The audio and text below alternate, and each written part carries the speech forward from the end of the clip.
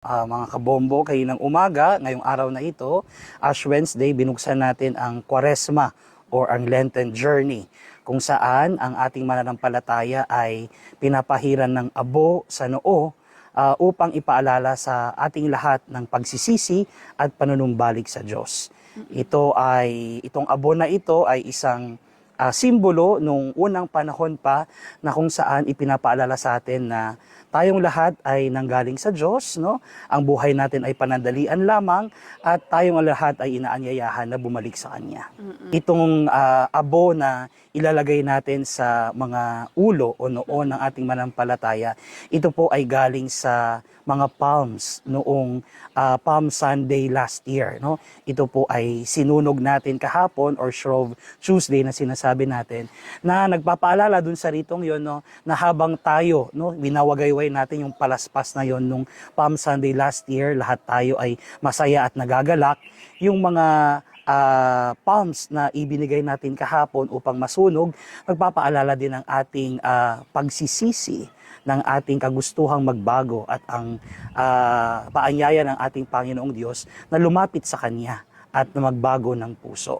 Kapag itong mga abong ito ay nailalagay sa ating noo, ipinapaalala sa atin, no, na tayo nga po ay alabok at sa alabok tayo babalik. We are dust and unto dust we shall return. Reminding all of us, mga kapatid, na ang buhay natin ay galing sa Diyos at ibibigay natin ito sa Kanya uli. No? At habang tayo ay nabubuhay, kailangan nating gumawa ng tatlong bagay na tinatawag nating tatlong pillars ng Lenten journey. No? Itong tatlong pillars na ito, paanyaya, una, upang magdasal tayo ng may intensidad at ng may kalidad. Kasi kapag tayo ay nagdarasal, no, okay lang naman na naisip natin magdasal sa umaga, sa hapon, sa gabi, no, linggo.